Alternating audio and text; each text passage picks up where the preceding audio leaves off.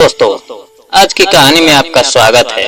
लेकिन कहानी शुरू करने से पहले कमेंट करके हमें जरूर बताएं कि आप हमारी वीडियोज कहां से देख रहे हैं। और हाँ, वीडियो को लाइक करें और चैनल को सब्सक्राइब करना ना भूलें। मेरा नाम आरव है और जब मैं 21 साल का हुआ तो मुझे लगा कि मेरी जिंदगी में अब कोई ऐसा राज नहीं बचा होगा जो मुझसे छिपा हो। लेकिन उसी दिन मेरी दुनिया बदल गई। बचपन से मैं अपनी दादी के साथ रहता था। मेरे पिता एक स्कूल शिक्षक थे और उन्होंने हमेशा मुझे यही बताया था कि मेरी माँ की मौत तब हो गई थी जब मैं बहुत छोटा था। घर में उनकी एक पुरानी तस्वीर लगी रहती थी जिसमें वह मुस्कुरा रही होती थी। मैं रोज उस तस्वीर को देखता और सोचता कि अगर माँ जिंदा होती तो शायद मेरी जिंदगी और भी खूबसूरत होती। मेरे पिता कभी मेरी माँ के बारे में ज्यादा बात नहीं करते थे। जब भी मैं सवाल करता उनकी आंखें भर आती और वह विषय बदल देते। मेरे जन्मदिन की शाम हम सब घर में बैठे थे कि तभी एक बुजुर्ग महिला हमारे दरवाजे पर आई। उसके हाथ में एक लोहे का पुराना बक्सा था। उसने मेरे पिता का नाम लिया और कहा कि वह बहुत दूर से आई है। पिता उसे देखते ही सन्न रह गए। उनके हाथ कांपने लगे और चेहरे का रंग उड़ गया। उन्होंने तुरंत उसे अंदर बैठाया। मैं हैरान था क्योंकि मैंने उस औरत को पहले कभी नहीं देखा था। कुछ देर बाद वह महिला रोने लगी और बोली, मैं अपना वादा पूरा करने आई हूँ। उसने वह बक्सा मेरे पिता के सामने रख दिया। पिता की आंखों से आंसू बहने लगे। उन्होंने कांपते हाथों से बक्सा खोला। उसके अंदर कुछ कपड़े, कुछ पुराने खत और एक डायरी थी।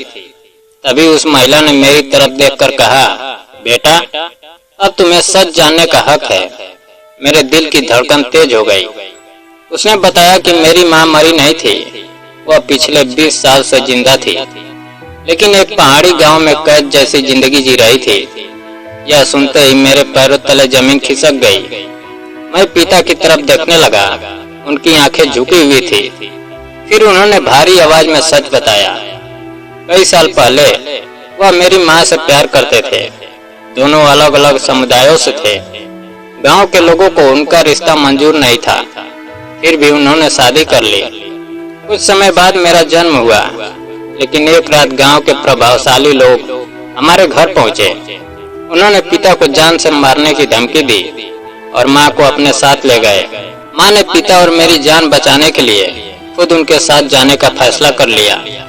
जाते समय उन्होंने पिता से कहा था कि मुझे सच कभी मत बताना, क्योंकि वह नहीं चाहती थी कि मैं नफरत में बड़ा हूँ।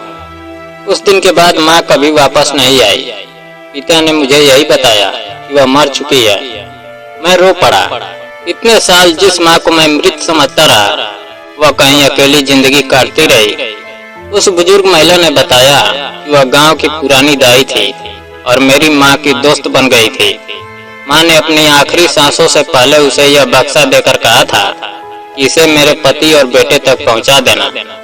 मैंने तुरंत डायरी खोली। उसमें माँ ने अपने जीवन के हर दर्द को लिखा था। उन्होंने लिखा था कि उन्हें एक छोटे कमरे में रखा गया जहाँ बाहर जाने की अनुमति नहीं थी। उन्होंने यह भी लिखा था कि हर रात वह मेरे बारे में सोचती थी और कल्पना करती थी कि मैं कैसा दिखता होऊंगा। डायरी का हर शब्द मेरे दिल को चीर रहा था, लेकिन आखिरी पन्ने पर एक अलग बात लिखी थी। माँ ने लिखा था कि अगर कभी मुझे यह डायरी मिले तो मैं बदला लेने की कोशिश न करूं, बल्कि उन लोगों की सोच बदलने की कोशिश करूं जिन्होंने यह सब किया। उन्होंने लिखा था कि नफरत ने उनकी जिंदगी बर्बाद की है और वह नहीं चाहती कि वही नफरत मेरे अंदर जन्म ले। उस रात मैं सो नहीं सका। अगले दिन मैंने उस गांव जाने का फैसला किया। पिता डर गए, लेकिन इस बार उन्होंने मुझे नहीं रोका। उन्होंने कहा कि अगर मैं जाऊं तो माँ की आखिरी इच्छा याद रखूं। मैं गांव पहुंचा। वहां के लोग मुझे नहीं जानते थे। मैंने धीरे धीरे लोगों से बातचीत शुरू की। पता चला कि गांव में आज भी कई पुराने नियम चल रहे थे, जिनकी वजह से युवाओं की जिंदगी प्रभावित हो रही थी। मैंने माँ की डायरी के कुछ हिस्से पढ़कर लोगों को सुनाने शुरू किए। शुरुआत में किसी ने मेरी बात पर ध्यान नहीं दिया, लेकिन जब लोगों को पता चला कि मैं उसी महिला का बेटा हूँ जिसे वर्षों पहले समाज ने सजा दी थी, तो गांव में चर्चा शुरू हो गई। मैंने गांव के युवाओं के साथ बैठकें की उन्हें समझाया कि सम्मान का मतलब किसी की जिंदगी छीनना नहीं होता। मैंने सोशल मीडिया पर माँ की कहानी साझा की। धीरे धीरे पत्रकार और सामाजिक कार्यकर्ता भी वहां आने लगे। गांव के कई बुजुर्गों ने पहली बार स्वीकार किया कि अतीत में गलतियां हुई थी। कुछ लोगों ने सार्वजनिक रूप से माफी भी मांगी।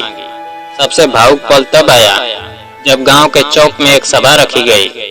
वहां मैंने माँ का आखिरी पत्र पढ़कर सुनाया। पूरा गांव खामोश था। कई लोगों की आंखों में आंसू थे। पत्र के अंत में माँ ने लिखा था कि सच्ची जीत बदले में नहीं बल्कि बदलाव में होती है। उसी दिन गांव की पंचायत ने पुराने भेदभावपूर्ण नियम खत्म करने का फैसला किया। लोगों ने एक स्मारक बनाने की घोषणा की ताकि आने वाली पीढ़ियां याद रखे कि किसी इंसान को प्यार करने की सजा नहीं दी जा सकती। जब मैं घर लौटा तो पिता ने मुझे गले लगा लिया। उनकी आंखों में वर्षों बाद सुकून था। उन्होंने कहा कि आज उन्हें ऐसा लग रहा है जैसे मेरी माँ सचमुच वापस आ गई हो। उस दिन मुझे समझ आया कि कुछ लोग अपने जीवन में हार कर भी समाज को जीतना सिखा जाते हैं। मेरी माँ भी उन्हीं लोगों में से एक थी। उन्होंने अपने हिस्से का दर्द सहा, लेकिन जाते जाते इतनी बड़ी सीख दे गई। ये पूरे गांव की सोच बदल गई और मुझे जिंदगी भर के लिए यह समझ आ गया कि प्रेम कभी अपराध नहीं होता। अपराध तो वह सोच होती है जो इंसानियत से बड़ी बन बैठती है। दोस्तों, अगर कहानी पसंद आई हो तो वीडियो को लाइक और चैनल को सब्सक्राइब करना ना भूलें। जय हिंद।